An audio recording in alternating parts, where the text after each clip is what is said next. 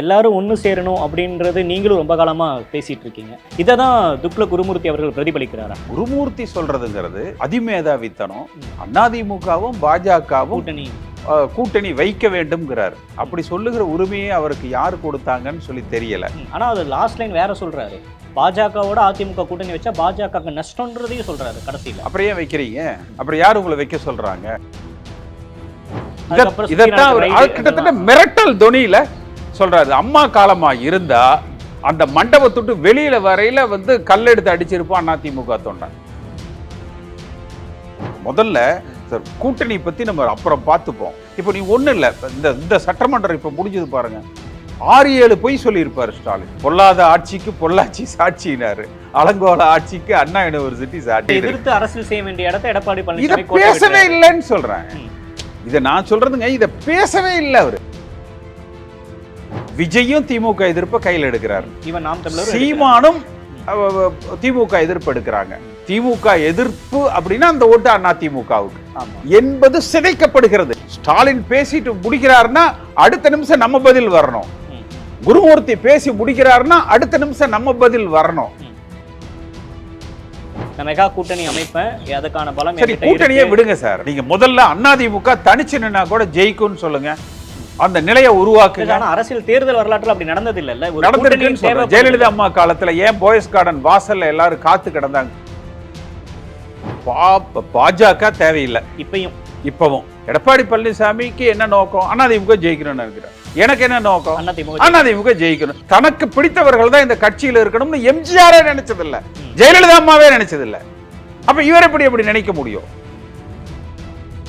வருகிற சட்டமன்ற தேர்தலில் அதிமுக ஆட்சியை பிடித்தே ஆக வேண்டும். இந்த முறை ஆட்சிக்கு வரலன்னா எடப்பாடி பழனிசாமி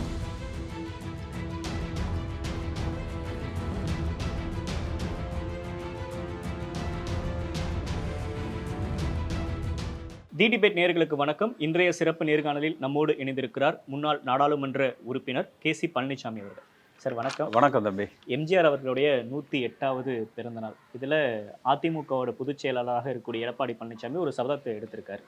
புரட்சி தலைவர் புரட்சி தலைவியோட பொற்கால ஆட்சியை 2026 அமைப்போம் அப்படின்னு சொல்லிட்டு இந்த சபதத்தை எப்படி பார்க்குறீங்க? நீங்கள் என்ன சபதம் எடுத்திருக்கீங்க? இல்லை, புரட்சி தலைவர் புரட்சி தலைவி பொற்கால ஆட்சி அமைப்போம்னா இன்னைக்கு நாமினேஷன் முடியுது ஈரோட்டில். ஓகே, தேர்தலில் போட்டியே இடாமல் அப்புறம் எங்கே போய் பொற்கால ஆட்சி அமைக்கிறது? முதல்ல தேர்தல் என்று வந்தால் அதில் போட்டியிடக்கூடிய துணிவு இருக்கணும். இந்த ஈரோடு இன்றைக்கு அந்த நாமினேஷன் முடியுது, வேட்புமனு தாக்கல் முடியுது. அதில் அதிமுக போட்டியிட்டு இருக்க வேண்டும். ஒரு தவறான முடிவை திரு எடப்பாடி பழனிசாமி எடுத்திருக்கிறார். ஒன்று. அடுத்து, மீண்டும் புரட்சி தலைவருடைய ஆட்சியை, அம்மாவினுடைய ஆட்சியை அமைப்போம் என்றால் அந்த ஆட்சியை அமைப்பதற்கு அடித்தளமாக இருப்பது கட்சி. அந்த கட்சியை பலப்படுத்த வேண்டும். கட்சியை பலப்படுத்தாவிட்டால் எப்படி ஆட்சி அமைக்க முடியும்? கட்சி தான் அடிப்படை. கட்சி தான் ஆட்சி அமைக்கும். எடப்பாடி பழனிசாமி அந்த முதலமைச்சருக்கு சரியாக காய் நகர்த்துகிறார். ஆனால் தேர்தலில் கட்சி வெற்றி பெறுவதற்கு எல்லோரும் தேவை என்பதை உணர்ந்து அவர் செயல்பட்டால் மட்டும்தான் அந்த வெற்றியை நம்ம பெற முடியும். முதலமைச்சராகிறதுக்கு காய் நகர்த்துறாரு அப்படின்னா ஆட்சி அமரத்துக்கும் காய் நகர்த்த தானே செய்யல. இப்போ போன முறை அவர் எப்படி முதலமைச்சர் ஆனாரு? 100 எம்எல்ஏக்களை வச்சு அப்படியே தேர்ந்தெடுத்து ஆட்சி அமைச்சிட்டார்.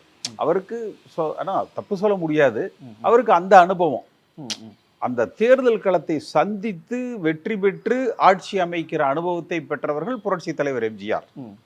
ஒரு தனியாக கட்சியை துவக்கி அந்த கட்சியை 6 மாதத்திற்குள் திண்டுக்கல் இடைத்தேர்தலில் வெற்றி பெற வைத்து, அடுத்து வந்த நாடாளுமன்ற தேர்தல், கோவையில் நடந்த சட்டமன்ற தேர்தல், இதையெல்லாம் வெற்றி பெற வைத்து அதற்கு பிறகு 77 ஆட்சி அமைக்கிற கட்சியாக அதிமுகவை அவர் கட்சியை பலப்படுத்தினார். அப்ப எப்பவுமே ஒரு அரசியல் தலைவர் என்பவர் கட்சிக்கு அதிக முக்கியத்துவத்தை கொடுக்கணும், கட்சியை அதிகமாக பலப்படுத்தணும். ஆட்சியில நான் இந்த திட்டங்களை செய்தேன், அந்த திட்டங்களை செய்தேன் என்பதெல்லாம் ஆட்சியில இருக்கிற பொழுது பேச வேண்டிய விஷயங்கள். அது தேர்தல் பிரச்சாரங்கள்ல பேச வேண்டிய விஷயங்கள். ஆனால் அடிப்படை அஸ்திவாரம் அச்சாணி கட்சி, அந்த கட்சி வலிமையாக இருக்கணும், பலமாக இருக்கணும். இல்லைன்றீங்களா நீங்க? இன்னும் அவர் அதிக கவனத்தை கட்சியை வலிமைப்படுத்துவதில், கட்சியை ஒற்றுமைப்படுத்துவதில் கவனம் செலுத்த வேண்டும் என்பது என்னுடைய கருத்து. மாவட்ட செயலாளர்கள் கூட்டம் அடிக்கடி நடக்குது. அவரு ஒவ்வொரு ஊரா மண்டல வாரியாக போய் நிர்வாகிகளை சந்திக்கிறாரு. இது எல்லாமே கட்சியை பலப்படுத்துறதுக்கான யுக்தி நீங்க பார்க்கலையா? கட்சி என்பது நம்மை தேடி வருகிறவர்கள் தங்கள் ஆதாயத்துக்காக, தங்கள் சுயநலத்துக்காக, தங்கள் காரியங்களுக்காக வர்றவங்களா இருப்பாங்க. ஆனால் உண்மையாக இந்த கட்சிக்கு அஸ்திவாரமாக விளங்குகிறவர்கள் கட்சி வேலையை கிராமத்தில் பார்த்துட்டு அவங்க மேல் மட்டத்துக்கெல்லாம் வரமாட்டாங்க. ஆனால் கட்சிக்காக உழைச்சிக்கிட்டே இருப்பாங்க. கட்சியினுடைய அஸ்திவாரமும் ஆழமான வேரும் அவர்கள் தான். அவர்களை தேடி நாம போகணும், அந்த உழைக்கிறவர்களை தேடி நம்ம போகணும். எடப்பாடி பழனிசாமி பொதுக்குழு உறுப்பினர்களை சிறப்பாக கவனிச்சுக்கிறாரு, வளமாக வைத்துக் கொள்கிறார். சட்டமன்ற உறுப்பினர்களை நல்லா சந்தோஷமா வச்சுக்கிறாரு, மாவட்ட செயலாளர்களை நல்லா வச்சுக்கிறார். இதுல குறைபாடே இல்லை. இதுதான் அவர் பார்க்கிற கட்சி என்பது. ஆனால் அது அல்ல. ஒரு சாதாரண குப்பனும் சுப்பனும், அந்த அடிப்படை தொண்டன் தோல்ல துண்டை போட்டுக்கிட்டு காலையிலிருந்து சாயந்தரம் வரைக்கும் கட்சி கட்சின்னு குடும்பத்தை கவனிக்காம இந்த கட்சிக்காக உழைத்து கொண்டு இருக்கிறவர்களை கவனிக்கணும், அவர்களது தேவைகளை நிவர்த்தி செய்யணும். கிராமங்கள்ல கிளை அளவுல இந்த இயக்கத்தை வலுப்படுத்தணும். எனக்கு தெரிந்தவரை ஒன்று எதிர்க்கட்சி அரசியலை இன்னும் சிறப்பா செய்யலாம். நான் அவர் சுத்தமா செய்யலைன்னு நான் சொல்ல மாட்டேன், அவருடைய தகுதிக்கு செய்யறார். ஆனால் இது பத்தாது, போதுமானதா இல்லை. ஆளுகிற அரசாங்கத்தை வீழ்த்துகிற பொழுது 100% பத்தாது, 150% நம்ம செய்யணும். ஏன்னா ஒரு கட்சி ஆட்சியில் இருக்கிற பொழுது அவர்களிடத்துல பணபலம் நிறைய இருக்கும், அதிகார பலம் நிறைய இருக்கும். அந்த அதிகாரத்தை தக்க வைத்துக் கொள்ள வேண்டும் என்கிற அந்த ஆர்வமும் ஆக்கரோசமும் உத்வேகமும் அவர்களிடத்துல அதிகமா இருக்கும். ஆனால் எதிர்க்கட்சியாக இருக்கிற பொழுது வேகம் கம்மியா நொந்து போயிருப்பாங்க. அதாவது வசதி வாய்ப்புகள் இருக்காது, புறக்கணிக்கப்பட்டிருப்பாங்க, ஒரு உற்சாகம் இழந்து இருப்பாங்க. அதிகாரிகள் ஒத்துழைக்க மறுப்பாங்க, காவல்துறை ஒத்துழைக்க மறுப்பாங்க. இது மாதிரி பல சிரமங்கள் இருக்கு பட்டியலிட்டோம்னா. அப்ப அந்த அடிமட்டத்தில் இருக்கிற கிளைகள், நான் பார்த்த வரைக்கும் கிளை அளவுல, கிராமங்கள் அளவுல, தமிழ்நாடு முழுக்க அண்ணா ஒன்னா சேர்ந்தா தானே ஜெயிக்க முடியும். அது சொல்லுங்க அவர்கிட்ட. கட்சி ஒற்றுமைப்படுத்தப்பட வேண்டும் என்பதுல எல்லோரும் ஒருமித்த குரலாக சொல்றாங்க. இப்போ எல்லாரும் ஒன்று சேரணும் அப்படின்றது நீங்களும் ரொம்ப காலமாக பேசிகிட்டு இருக்கீங்க. உங்களுடைய மன ஓட்டம் அல்லது அதிமுகவில் கிரவுண்டில் இருக்கவங்களுடைய மன ஓட்டம், இதை தான் துக்ளக் குருமூர்த்தி அவர்கள் பிரதிபலிக்கிறாரா? துக்ளக் குருமூர்த்தி அதை இதோட ஒப்பிடாதீங்க. அவங்கெல்லாம் அதாவது மேதாவித்தனமான மேட்டுக்குடி அரசியல் செய்கிறவர்கள். துக்ளக் குருமூர்த்திக்கு கிளைக்கழகம்னா என்னன்னு தெரியுமா? அரக்கால் ட்ரௌசர் போட்டுக்கிட்டு தலையில் ஒரு தொப்பி வச்சுக்கிட்டு சல்யூட் அடிச்சுக்கிட்டு அவர் RSS இயக்கத்தில் வளர்ந்தவராக இருக்கலாம். அந்த இயக்கத்துக்கு சில கோட்பாடுகள் இருக்கலாம். அது ஒரு அரசியல் கட்சிக்கு அது பத்தாது. குருமூர்த்தி சொல்றதுங்கிறது அதிமேதாவித்தனம். அதிமுகவும் பாஜகவும் கூட்டணி வைக்க வேண்டும்ங்கிறார். அப்படி சொல்லுகிற உரிமையை அவருக்கு யார் கொடுத்தாங்கன்னு சொல்லி தெரியல. ஆனா அது லாஸ்ட் லைன் வேற சொல்றாரு, பாஜகவோட அதிமுக கூட்டணி வச்சா பாஜக நஷ்டம்ன்றதையும் சொல்றாரு கடைசியில். அப்புறம் ஏன் வைக்கிறீங்க? அப்புறம் யார் உங்களை வைக்க சொல்றாங்க? அதிமுக என்பது பாஜகவோடு சேர்ந்தால் அது ஆபத்து, படுகொலியில் விழுவதற்கு சமம். இதை மற்றவர்கள் மாதிரி காரியத்துக்கு நான் சொல்லல. அல்லது 2018 அதிமுக பாஜக இரண்டும் தனித்தனி கட்சிகள். அதிமுக என்பது எம்ஜிஆர் வழியில் திராவிட கொள்கையில் பயணிக்க வேண்டும், பாஜக பிடியில் நாம் பயணிக்க கூடாது. மத்தியில் இருக்கிற அரசாங்கத்தோடு தமிழ்நாடு அரசாங்கம் அனுசரித்து ஆட்சி நடத்தலாம். ஆனால் அதிமுக கட்சி என்பது தன் கொள்கைகளில், திராவிட கொள்கைகளில் உறுதியாக பயணிக்க வேண்டும்னு சொன்னேன். சொல்லி அரை மணி நேரத்தில் எனக்கு கட்சி விட்டு நீக்கி விட்டாங்க 2018. ஏன்? இவர்கள் அன்றைக்கு அடிமைகளாக இருந்தார்கள். அப்ப டெல்லி பாதுஷாக்கள் ஏதேனும் கோபித்துக் கொள்வார்கள் என்று இல்ல இந்த பழனிசாமி சொன்னதை அந்த பழனிசாமி சொல்லிட்டாரோ என்று ஒரு குழப்பம் வந்துரும் என்று உடனடியாக கட்சி விட்டு நீக்கிட்டாங்க. அன்றைக்கு இபிஎஸ்க்கு ஓபிஎஸ்க்கு சிறந்த அடிமை பாஜக யார் என்கிற அந்த போட்டி. அதனால 2 பேரும் சேர்ந்து உடனே கட்சி விட்டு நீக்கிட்டாங்க. அன்றிலிருந்து இல்ல, ஆரம்பம் தொட்டு இன்று வரை என்னுடைய அந்த கொள்கைகளில் 2-3 கொள்கைகள்ல நான் உறுதியா இருக்கிறேன். அது எம்ஜிஆர் இடத்துல இருந்து நான் கற்றுக்கொண்டது. பாஜகவோட கூட்டணி கூடாதுன்றதுல கூடாது ஒன்று. இரண்டாவது, ஒன்றுபட்ட அதிமுக தேவை, தொண்டர்களால தலைமை தேவை, லஞ்சம் ஊழலுக்கும் சாதிக்கும் மதத்திற்கும் அப்பாற்பட்ட இயக்கமாக அதிமுக பயணிக்க வேண்டும். இதுதான் இதுலதான் இந்த கோட்பாடுகள்ல என்னுடைய நிலைப்பாடு என்பது உறுதியாக இருக்கிறது. இப்ப இன்னொரு பக்கம் சார், அடுத்து நீங்க குருமூர்த்தி பேசினாருன்னு சொல்றீங்க. ஒரு கட்சி குருமூர்த்தி பேசி இன்னைக்கு எவ்வளவு நாள் ஆச்சு? 14ஆம் தேதி பேசினார். இன்னைக்கு 17ஆம் தேதி, 14, 15, 16, 17 4 நாள் ஆச்சு. இதுக்கு பதில் சொல்றதுக்கு ஜெயக்குமார பதில் சொல்றதுக்கு எடப்பாடி பழனிசாமிக்கு 4 நாள் ஆயிருக்கு. இது அரசியலா? இல்ல அவங்க குருமூர்த்தி மாதிரி ஆட்களுக்கு அப்படின்றத யோசிச்சிருப்பாங்கல்ல. குருமூர்த்தி பேசிட்டு மேடை விட்டு இறங்கி வரையிலேயே சுட சுட அவருக்கு பதில் போயிருக்கணும்ல. நான் ஒரு நாள் வெயிட் பண்ணி பார்த்தேன், வரல. உடனே அடுத்த நாள் நான் பதில் கொடுத்தேன். யார் இந்த குருமூர்த்தி?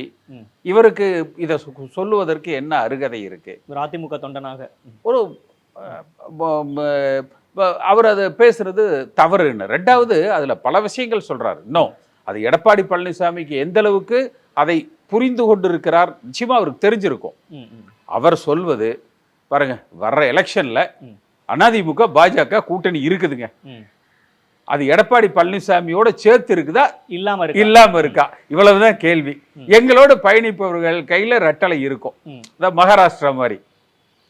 இதத்தான் கிட்டத்தட்ட மிரட்டல் தொனியில சொல்றாரு. அம்மா காலமா இருந்தா அந்த மண்டபத்துட்டு வெளியில வரையில கல்லெடுத்து அடிச்சிருப்பான் அதிமுக தொண்டன். நீ யாரையா எங்க கட்சியை பத்தி பேசுறதுக்கு, என்ன மிரட்டுறையா என்று. ஆனா பதில் சொல்றதுக்கே 4 நாட்கள் ஆயிருக்கு. இதைத்தான் நான் சொன்னேன். இது வேகம் பத்தாது. நீங்க மத்தியில அசுரபலத்தோடு ஆளுகிற பாரதிய ஜனதா கட்சி, அகில இந்திய அளவுல எல்லா எதிர்கட்சிகளையும் சிபிஐ, என்ஃபோர்ஸ்மெண்ட் டைரக்டரேட், வருமான வரித்துறை எல்லாத்தையும் வச்சு ஆக்டோபஸ் கரங்களால் அரவணைத்துக் கொள்ளுகிற கட்சி மத்திய அரசாங்கம். மாநிலத்தில் பார்த்தீங்கன்னா ஒரு மிகப்பெரிய கூட்டணி பலத்தோடு, வாக்கு வங்கியோடு நம்ம இருக்கிறோம். இன்றைக்கு மிகப்பெரிய பணபலத்தோடு பயணிக்கிற அந்த கட்சி. அப்ப இந்த 2 பேரையும் எதிர்த்து அரசியல் செய்வதற்கு இது மட்டுமே பத்தாதுன்னு சொல்றேன். ஒன்றுபட்ட அதிமுக வேணும், பிளஸ் ஒரு அலைன்ஸ் வேணும். பல பேர் தேவை. முதல்ல சார் கூட்டணி பத்தி நம்ம அப்புறம் பார்த்துப்போம். முதல்ல தன்னுடைய வலிமை, இந்த கட்சி ஜெயிக்குங்க, யார் கூட்டணி இல்லைனாலும் அதிமுக இந்த முறை ஆட்சி அமைக்க போகுதுங்க. அது அந்த அளவுக்கு கட்சி கட்டுப்பாட்டோடு இருக்குது, வலிமையாக இருக்கிறது, மக்களின் பேராதரவை பெற்றிருக்கிறது. திமுகவுக்கு ஒரு மாற்று சக்தியாக, ஒரு சிறந்த எதிர்கட்சியாக திமுகவினுடைய குறைகளை மக்கள் மன்றத்தில் எடுத்து வைக்கிற கட்சியாக இருக்கிறது. இப்போ நீ ஒன்றும் இல்லை, இந்த சட்டமன்றம் இப்போ முடிஞ்சது பாருங்க, 6-7 பொய் சொல்லியிருப்பார் ஸ்டாலின். இப்போ நீ எல்லாம் ஆரம்பத்திலிருந்து எடுத்து பார்த்தீங்கன்னா கரப்ஷன், கலெக்ஷன், கமிஷன்னாரு. இவங்க ஆட்சியில் தான் மிக அதிகமாக இருக்குது. எடப்பாடி பழனிசாமி ஆட்சியில் இருந்ததை விட குறைஞ்சது 10 மடங்கு அதிகமாக இருக்கு.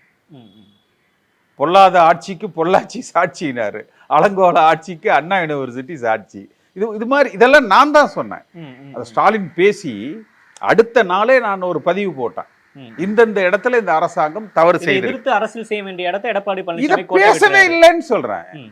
இதை நான் சொல்றதுங்க, இதை பேசவே இல்லை அவரு.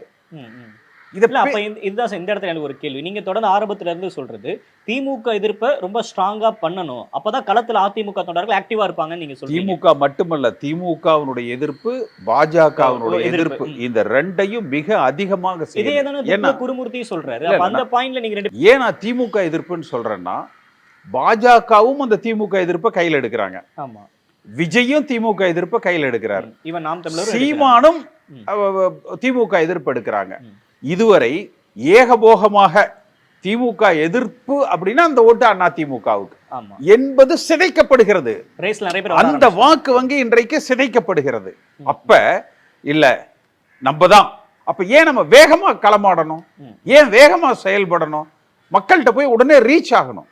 ஸ்டாலின் பேசிட்டு முடிக்கிறாருன்னா அடுத்த நிமிஷம் நம்ம பதில் வரணும். குருமூர்த்தி பேசி முடிக்கிறாருன்னா அடுத்த நிமிஷம் நம்ம பதில் வரணும். அந்த வேகப்பாடுகள் இருந்தா தான் மக்கள் மத்தியில சிறப்பா இவங்க செயல்படுறாங்க அப்படிங்கிறது வரும் களப்படி. அடுத்து அதே போலதான் பாரதிய ஜனதா கட்சிக்கும் பாஜக எதிர்ப்பு வாக்குகளை முதல்ல அதிமுக பெற்றது, திமுகவும் பெற்றது. ஆனால் இன்றைக்கு முழுமையாக திமுக அதை கொள்முதல் பண்றாங்க. அதற்கு அந்த மதச்சார்பற்ற அணி, ஒரு கொள்கை ரீதியான கூட்டணி என்று ஒரு கட்டமைப்பை அவர்கள் உருவாக்கி கொண்டு ஒரு 40% வாக்கு வங்கியோடு அவர்கள் இன்றைக்கு பயணிக்கிறாங்க. அப்ப பாஜக எதிர்ப்பு வாக்கு நமக்கு வரணும், திமுக எதிர்ப்பு வாக்கு முழுமையாக நமக்கு வரணும். சிந்தாம சிதறாம ஒரிஜினல் அதிமுக வாக்கு புரட்சி தலைவர் காலத்துல, அம்மா காலத்துல உருவாக்கப்பட்ட அந்த வாக்கு வங்கி அப்படியே வரணும். இப்படி இருந்தாலே நம்ம 130 135 சீட்டு தான் ஜெயிக்க முடியும். இப்ப நீங்க திமுக எதிர்ப்புல இன்னும் வேகம் காட்டணும் அப்படின்னு சொல்றீங்க. ஆனா இப்ப அண்ணா யூனிவர்சிட்டி விஷயத்துல யார் இந்த சார் அப்படின்ற அந்த நரேட்டிவை செட் பண்ணதுல அதிமுகவுக்கு ஒரு மிகப்பெரிய வெற்றி இருக்கு தானே சார்? நான் சொன்னதுக்கு அப்புறம் ஐடி என்னது இளைஞர் அணி, மாணவர் அணி, மகளிர் அணி இவங்கெல்லாம் இறங்கி போராடினாங்க. அதுக்கு முன்னாடி பார்த்தீங்கன்னா தொண்டர் பலம் இல்லாதவங்க தாங்க சோசியல் மீடியாவை நம்புவாங்க. நீங்க இதை பாஜகவை சொல்றீங்களா? எல்லாரும் பாஜக தான் சொல்றேன். தொண்டர் பலம் இல்லாதவங்க தான் இப்போ ஏன் அண்ணாமலை சவுக்கு எடுத்து அவரே அடிச்சுக்கிறாரு? சவுக்கு எடுத்துக்கிட்டு மக்கள் மன்றத்துல போய் திமுகவுக்கு அடி கொடுக்கிற பலம் அவங்களுக்கு இல்லை. ஆனால் அதிமுகவுக்கு இருக்கு. தமிழ்நாடு முழுக்க அவ்வளவு பள்ளி கல்லூரிகள்ல ஒரு மிகப்பெரிய ஒரு போராட்டம் நடந்திருக்கணும் இல்லையா? இப்ப வெஸ்ட் பெங்கால்ல என்ன நடந்தது, அது போலவெல்லாம் நம்ம எதிர்கட்சி அரசியல் பண்ணி இருக்கணும். அதனால இது பத்தாதுன்னு சொல்றேன். இனி குறைந்தபட்சம் நான் சொல்வதனுடைய நோக்கம் எடப்பாடி பழனிசாமி குறை சொல்வதற்கல்ல. இனியும் வருகிற 15 மாதங்கள் இருக்குன்னா இந்த ஒரு 12 மாதங்களுக்குள்ள அந்த ட்ரெண்டை உருவாக்கணும். கடுமையான ஒரு எதிர்ப்பு அலையை திமுகவுக்கு உருவாக்கணும். இல்ல அப்ப அவர் அது இப்ப பொதுக்கூட்டத்திலையும் அப்படிதான் பேசுறாரு. நான் மெகா கூட்டணி அமைப்பேன், அதுக்கான பலம். சரி, கூட்டணியே விடுங்க சார். நீங்க முதல்ல அதிமுக தனிச்சு நின்னா கூட ஜெயிக்கும்னு சொல்லுங்க. அந்த நிலையை உருவாக்குங்க. அரசியல் தேர்தல் வரலாற்றுல அப்படி நடந்தது இல்ல. நடந்திருக்குன்னு சொல்றேன். ஜெயலலிதா அம்மா காலத்துல ஏன் போயஸ் கார்டன் வாசல்ல எல்லாரும் காத்து கிடந்தாங்க கூட்டணிக்கு? இல்ல இப்ப இதே நான் சொல்லி உறுதியாக வெற்றி பெறும் ஜெயலலிதா அவர்களும் எடப்பாடி அவர்களும் ஒன்னா அப்படின்ற வாதமும் வரும். நான் சொல்றது சார், அதிமுக என்கிற கட்சி சாதாரண எடப்பாடி பழனிசாமி மிகச் சாதாரணமான ஆள், அதுல எனக்கு மாற்று கருத்தே கிடையாது. எடப்பாடி பழனிசாமிக்கும் தனிப்பட்ட விதத்துல எந்த விதமான கிரெடிட்டும் கிடையாது. ஆனால் அதிமுக பொதுச் செயலாளருக்கு அது யாராக இருந்தாலும் சரி, அது எடப்பாடி பழனிசாமியா இருக்கலாம், கேசி பழனிசாமியா இருக்கலாம், இன்னொரு பழனிசாமியா இருக்கலாம், இன்னொரு குப்பை ஜுப்பை சாதாரண தொண்டன் யார் வேணாலும் அந்த இடத்துல இருக்கலாம். அவர்களுக்கு ஒரு சக்தி இருக்கு. ஒரு அமைப்பு கரிஸ்மாட்டிக்கே வேண்டியது இல்ல சார், அரசியல்ல முக்கியம். காமன் சென்ஸ் இருந்தா போதும்னு சொல்றேன். கரிஸ்மாட்டிக்கே தேவையில்லை, காமன் சென்ஸ் இருந்தா போதும். மக்களது உள்ளத்தை, மக்கள் மனதை, மக்களது பிரச்சனைகளை, அடித்தளத்துல என்ன நடக்குது தினசரி என்பதை புரிந்து கொண்டு வேகமாக செயலாற்றக்கூடிய ஆற்றல் இருந்தாலே போதும்னு சொல்றேன். சரி, இன்னொரு முக்கியமான விஷயம், இந்த 2021 தேர்தல் அப்ப ஒரு 10-15 சீட்டு மட்டும் ஒத்துக்கிட்டாரு அப்படின்னா இன்னைக்கு திமுக மெஜாரிட்டி இல்லாம இருந்திருப்பாங்க. 2006ல கலைஞர் ஆட்சி செஞ்ச மாதிரி ஸ்டாலின் ஆட்சி செஞ்சிருப்பாரு. இது ஒரு பெரிய வாய்ப்பை எடப்பாடி பழனிசாமி கோட்டை விட்டாரு அப்படின்னு அதை பேசினார்ல. இந்த சம்பவத்தை பத்தி நீங்க என்ன நினைக்கிறீங்க? எனக்கு அது குருமூர்த்தி சொல்றது தவறுன்னு. அதாவது தினகரனுக்கு ஒரு 10-12-15 சீட்டு கொடுத்துருக்கலாம். அவர் கிட்டத்தட்ட அந்த ஹோட்டல்ல வச்சு பேசுகிற பொழுது அமித்ஷா அதிமுக சின்னத்துல, ரெட்டலை சின்னத்திலேயே அவங்க போட்டியிடட்டும், தினகரன் வேண்டாம், அவர் போட்டியிட மாட்டாரு, அவருடைய கட்சி சார்பாக ஒரு 10 பேருக்கு சீட்டு கொடுங்கன்னு கேட்டாங்க. இன்னும் அதை விட தாண்டி ஒரு படி மேல போய் குறைந்தபட்சம் இப்ப சீட்டு கூட வேண்டாம், தேர்தல் முடிந்த பிறகு ஒரு 10-12 பேருக்கு ஏதேனும் வாரியத்துல அகாமடேட் பண்ணுங்க, அந்த உறுதி சொன்னா போதும், நாங்க தனியா களத்துல போட்டியிடவில்லை என்று கூட சொன்னாங்க. எந்த தியாகம் செய்ய தயார். ஆனா இதை விட இன்னொரு கொடுமை கூட இருக்கு, அதை நான் சொல்லலை யார்கிட்டையும். தேர்தலுக்கு முன்னாடி எடப்பாடி பழனிசாமியோட எனக்கு ஒரு பேச்சுவார்த்தை நடந்தது நேரடியா. அப்போ என்ன ஒரு தொகுதியில நிக்கணும் அப்படிங்கிற அளவுல எல்லாம் பேசியாச்சு. அப்போ என்கிட்ட ஃபோன்ல கேட்குறாங்க, அவரும் பக்கத்துல அவரோட நண்பரும், களமெல்லாம் எப்படின்னு இருக்கு அப்படின்னு. கொஞ்சம் கஷ்டமா இருக்குதுங்க, கொஞ்சம் கஷ்டமா இருக்குது. நம்ம ஆட்சிக்கு வர்றது கொஞ்சம் கஷ்டமா இருக்குது. இன்னும் கொஞ்சம் கடுமையாக நம்ம வந்து போராடணும், ஏனோ தானான்னு இருக்கக்கூடாதுன்னு சொன்னேன். உடனே டப்புன்னு ஃபோனை வச்சுட்டார். இவர் என்னங்க நம்ம ஜெயிக்க மாட்டோன்னு சொல்றாரு, இவர் வேண்டாம். அதாவது கலை யதார்த்தத்தை அவர் புரிஞ்சுக்கல. அதாவது அந்த கலை நிலவரத்தை அவர் வந்து புரிஞ்சுக்கல. ரெண்டாவது, எப்பவுமே நம்ம வந்து கன்சர்வேட்டிவாக பார்க்கணும். 100% வெற்றி அப்படின்னா கூட இல்லை, இன்னும் 10 ஓட்டு வேணும், இன்னும் 100 ஓட்டு வேணும். இதே எடப்பாடி பழனிசாமி, இப்போ திருச்செங்கோட்டில் நான் எம்பியாக இருந்தேன், அதே தொகுதியில் எடப்பாடி பழனிசாமி 10 லட்சம் வாக்குகள் இருக்கிற இடத்துல 2000 ஓட்டில் தோத்தாரு. எம்பிக்கு நின்று முதல் முறை வெற்றி பெற்றார், 2வது முறை தோத்தாரு. 2000 பூத் இருக்குது. இது அவரே எடப்பாடி பழனிசாமியே தலைமை கழகத்தில் சொல்லியிருக்காரு.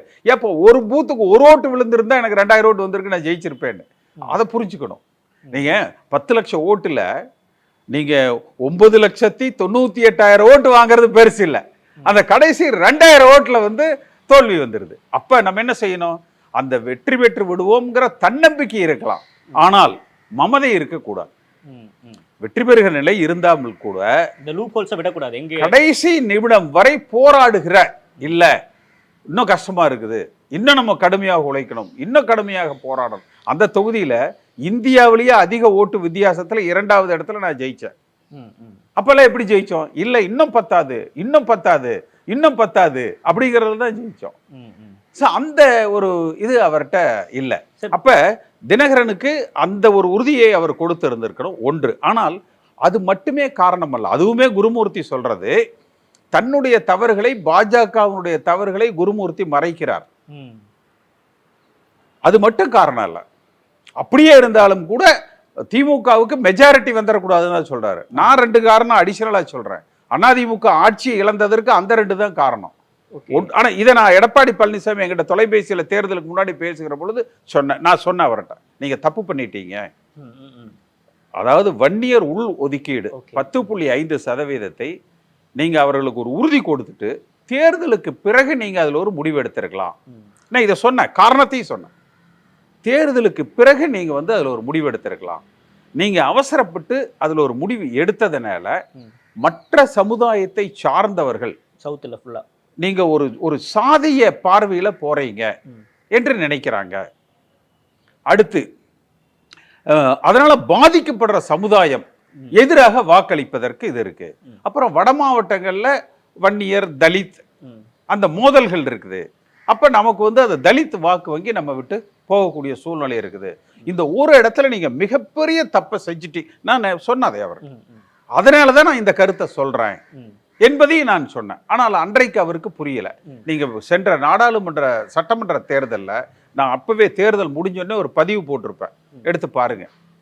வட மாவட்டங்கள், டெல்டா இந்த பகுதியில மட்டும் சுமாரா ஒரு 120 தொகுதி இருக்கும். இதுல 100க்கும் மேற்பட்ட இடங்கள்ல அதிமுக தோல்வி அடைஞ்சிருக்கு. நீங்க தென் மாவட்டங்கள்ல தினகரனால பாதிக்கப்பட்டால் கூட ஒரு 15-20 தொகுதி தான். ஒரு 60 தொகுதி இருக்கிற இடத்துல 20 தொகுதி தான். மிச்சம் 40ல ஓரளவுக்கு கணிசமாக ஜெயிச்சிருக்கிறாங்க. நீங்க வட மாவட்டங்கள் எடுத்துக்கங்க, எத்தனை எம்எல்ஏ இருக்காங்க? 10 பேர் கூட இல்லை. டெல்டா வட மாவட்டங்கள் எத்தனை எம்எல்ஏ இன்னைக்கு இருக்கிறதுல எடுத்து லிஸ்ட் போட்டு பாருங்க. முக்கியமா சிவி சண்முகமே தோத்தாரே. அதுதான் சொல்றோம். அப்ப பாதிப்பு எங்க வந்தது? இந்த பெல்ட்ல. அதை ஏன் குருமூர்த்தி பேச மாட்டேங்கிறாரு? ஏன்னா இப்படி ஒரு அந்த சாதிய அரசியல். இதே போல இன்னொரு தவற செஞ்சாங்க.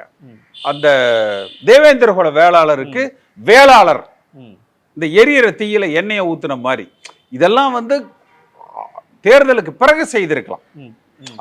அது சரியா, அது தவறா, அவர்களுக்கு கொடுக்க வேண்டியதா, இல்ல நம்ம அதை எதிர்க்கிறோமா, அதுக்குள்ள நான் போகல. ஒரு தேர்தல் நடக்கிற பொழுது சில விஷயங்களை நம்ம தவிர்க்கணும். அந்த எமோஷனலா எதையாவது நம்ம கொளுத்தி போடுற பொழுது பத்திக்கும். அப்ப அந்த டயத்துல அப்ப அந்த வேளாளருங்கிறது பல வேளாளர்கள் இருக்கிறாங்க. அந்த சைவ நிறைய, அது நான் ஜாதி இதுக்குள்ள போகல. அந்த பல வேளாளர்கள் மத்தியில வந்து அது ஒரு பிரச்சனை. அப்ப அது எங்க வந்தது? இது யார் சொல்லி கொடுத்தது? பாரதிய ஜனதா கட்சி. பாமகக்கு யார் சொல்லி கொடுத்தது? பாரதிய ஜனதா கட்சி. அத குருமூர்த்தி திட்டமிட்டு மறைக்கிறார். சரி. அடுத்து பாஜக கூட்டணி இல்லாம இருந்தா ஜெயிச்சிருக்கலாம். ஓகே. அத குருமூர்த்தி சொல்லல. அதனால குருமூர்த்திக்கு அடிப்படை புரிதல் இல்லை. அவர் தன்னுடைய சுயநலத்துக்காக அவர் பேசுறார். 2021ல இந்த ஒரு நிலைப்பாட்டில் நீங்க உறுதியா இருக்கீங்க சார். இப்ப பேசுறப்பயுமே நீங்க அப்படிதான் இருக்கீங்கன்னு தோணுது. 2026ல திமுக மாதிரி ஒரு வலிமையான கட்சியை எதிர்க்கணும், கூட்டணி பலத்தோட இருக்கிற கட்சியை எதிர்க்கணும் அப்படின்னாலும் இந்த மாதிரி அலைன்ஸ் தேவையில்லை. பாஜக பாமக எந்த அலைன்ஸும் தேவையில்லை. அதிமுக தனித்து நின்று களத்தில் நல்லா ஒர்க் பண்ணாலே போதும்னு நினைக்கிறீங்களா?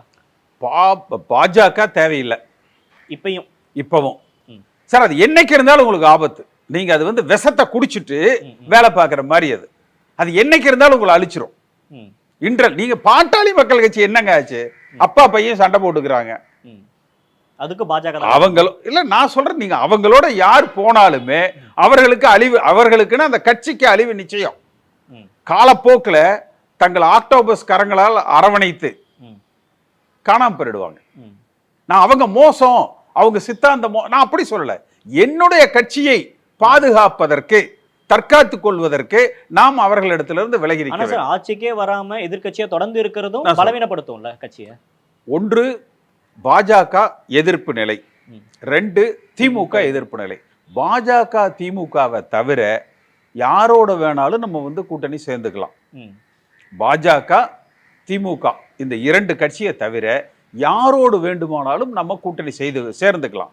ஒருவர் நம்பி எப்போ கூட்டணி வருவாங்கன்னா, எனக்கு 10 சீட்டு திமுக கூட்டணியில் கொடுக்குறாங்க, இங்கே எனக்கு 4 கொடுத்தா கூட போதும் அப்படின்னு என்னைக்கு நிலை வரும்னா, நான் உறுதியாக ஜெயிக்கிறது, இந்த அணிதான் ஆட்சி அமைக்க போகுதுன்னு நிலை மாறுச்சுன்னா, இன்னைக்கு திமுக கூட்டணியில் இருக்கிற பாதி பேர் வருவாங்க, இங்கே வந்துருவாங்க.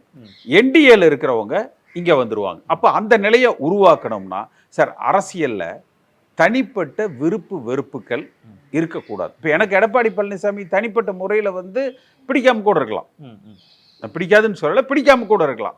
எடப்பாடி பழனிசாமிக்கு தனிப்பட்ட முறையில் என்ன பிடிக்காம கூட இருக்கலாம். இதே போலதான் எல்லாத்துக்கும், தினகரன் ஆகட்டும், ஓபிஎஸ் ஆகட்டும், எனக்கு சசிகலா சுத்தமாக பிடிக்காது. ஏன்னா அவர்களால் நான் 20 ஆண்டு காலம் பாதிக்கப்பட்டிருக்கிறேன். ஓபிஎஸ் உடைய அந்த அரசியல் நடைமுறைகள்ல வந்து எனக்கு கடுமையான கருத்து வேறுபாடுகள் உண்டு, கடுமையான கருத்து வேறுபாடு. அதே மாதிரி தினகரனதுலேயும் கடுமையான கருத்து வேறுபாடுகள் வந்து உண்டு. ஆனால் கட்சி அரசியல் என்று வந்ததற்கு பிறகு நம்ம தனிப்பட்ட விருப்பு வெறுப்புகளை எல்லாம் தள்ளி வச்சுட்டு கட்சி முக்கியம். கட்சிக்கு வேண்டியவன் வேண்டாதவன் அவ்வளோ பேரும் முக்கியம். இப்போ என்ன சொல்ல போனா, வேண்டியவனை விட வேண்டாதவன் முக்கியம். நம்மளை பத்தி யாரும் போய் வெளியில தப்பா பேசக்கூடாது. நம்மளை பத்தி நம்மோடு பயணித்தவர்கள், இந்த கட்சி வேணும்னு நினைக்கிறவங்க. இப்போ கடைசியா எடப்பாடி பழனிசாமிக்கு என்ன நோக்கம்? அதிமுக ஜெயிக்கணும்னு நினைக்கிறேன். எனக்கு என்ன நோக்கம்? அதிமுக ஜெயிக்கணும். அப்ப எனக்கு எடப்பாடி பழனிசாமி பிடிக்கணுங்கிற அவசியமே கிடையாது, தேவையே கிடையாது. நான் என்ன அவர் வீட்டில் போய் சம்பந்தமா பண்ணிக்க போறோம்? அது தேவையே கிடையாது. அதிமுக கட்சி ஜெயிக்கிறோம் நீங்கள் நினைக்கிறீங்க, நானும் நினைக்கிறேன். சரி, இப்போ இந்தாங்க, நீங்க ஒரு பக்கம் நில்லுங்க, நான் ஒரு பக்கம் நிற்கிறேன், நீங்க ஒரு வேலையை பாருங்க, நான் ஒரு வேலையை பார்க்குறேன், இவ்வளவுதானே. ஒரு காமன் அஜெண்டாவில் ஒன்றிணையலாம். இதை புரிந்து கொள்வதற்கு எடப்பாடி பழனிசாமி மறுக்கிறார். தனக்கு பிடித்தவர்கள் தான் இந்த கட்சியில் இருக்கணும்னு எம்ஜிஆரே நினைச்சதில்லை, ஜெயலலிதா அம்மாவே நினைச்சதில்லை. அப்ப இவர் எப்படி நினைக்க முடியும்? இந்த தவறான கால்குலேஷன் 2026ல கன்னியூ ஆச்சு அப்படின்னா மீண்டும் ஆட்சிக்கு ஒன்று வருகிற சட்டமன்ற தேர்தலில் அதிமுக ஆட்சியை பிடித்தே ஆக வேண்டும். ஏன்னா இதுவரை திமுக வரலாற்றில் 6 முறை அவர்கள் ஆண்டு இருக்கிறாங்க. ஒரு முறை கூட 2 முறை அவர்கள் தொடர்ந்து ஆட்சிக்கு வந்ததில்லை. அதிமுகவை பொறுத்தவரை எம்ஜிஆர் காலத்தில் ஆட்சியை இழந்ததே கிடையாது. அம்மா காலத்தில் 2 முறை இழந்தாலும் கூட மீண்டும் ஆட்சிக்கு வந்து அவர்கள் அந்த கட்சியை கட்டமைத்து தொடர்ந்து 2 முறை வெற்றி பெற்றிருக்கிற சாதனையும் அவர்கள் வந்து செஞ்சிருக்கிறாங்க.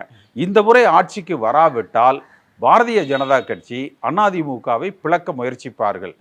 ஏக்நாத் சிண்டே உருவாகுவாங்கன்னு சொல்றீங்க? அது தேர்தலுக்கு முன்பே அந்த முயற்சிகள் நடக்கும். அதுதான் குருமூர்த்தி சொல்றாரு. ஓகே, எங்க கையில ஏகப்பட்ட ஏக்நாத் சிண்டே இருக்கிறாங்க, எங்க கையில நிறைய அஜித் பவார்கள் இருக்கிறாங்க, இதைத்தான் குருமூர்த்தி வந்து சொல்றாரு. ஓகே, அது ஆணவமான பேச்சு, குருமூர்த்தி அவர்களது பேச்சு. 2வது, அது எடப்பாடி பழனிசாமியினுடைய தலைமையே தகர்த்துரும். அவர் கட்டுப்பாட்டில் கட்சி இருக்காது. இந்த முறை ஆட்சிக்கு வரலன்னா எடப்பாடி பழனிசாமி அதிமுகவை எவனும் அழிக்க முடியாது. ஆனால் எடப்பாடி பழனிசாமியுடைய தலைமை இல்லாமல் போயிடும் வருகிற முறை ஆட்சிக்கு. அப்ப என்ன செய்யணும்? கட்சியை வலுப்படுத்தணும். கட்சியை வலுப்படுத்தணும், எல்லோரையும் அனுசரித்து போகணும். ம், ம், சார் நீங்கள் அரசியல் வந்துட்டா ம். ஒரு அமைச்சரவையே எடுத்துக்கோங்களேன், 1லிருந்து 25 இடம் இருக்கும். 1 to 25 நானே இருக்கணும்னு நீங்கள் எப்படி நினைக்க முடியும்? அந்த இது அது எப்படி நினைக்க முடியும்? 1ஆம் நம்பர் நான் இருக்கணும்னு நினைக்கலாம். அது எந்த தனி மனிதனுக்கும் இருக்கக்கூடியது. இல்ல பவர் சென்டர் சரி, நமக்கு வந்து இன்னும் யாரெல்லாம் தேவை, அல்லது நம்ம கூட யாரு சங்கடப்பட்டுக்கிறாங்க, இந்தாப்பா நீ 2000 3000, இந்தாப்பா நீ 4000 5000, ஏப்பா இந்த நீ வந்து டெல்லி பார்த்துக்க, இந்தாங்க நீங்க இதை பார், அந்த பகிர்ந்து அளிக்கிற அந்த பக்குவம் வந்து வேணும். இவர் வந்து எல்லாமே தானாக இருக்கணும்னு நினைக்கிறார். அது அவர்கிட்ட இருக்கிற மிகப்பெரிய தவறு. இது எல்லாமே வந்து அவர் அதை திருத்திக்கணும் அப்படிங்கிறதுக்கு சொல்றார். இந்த முறை அதாவது கட்டாயம் ஆட்சியை பிடித்தே ஆகணும், இல்லைன்னா Edappadi Palaniswami chapter close. Okay, என்ன நடக்குது அப்படின்றத பொறுத்து வந்து பார்க்கலாம் சார். நிறைய விஷயங்கள் பகிர்ந்துக்கிட்டீங்க. நேரம் கொடுத்தமைக்கு நன்றி. தேங்க்யூ.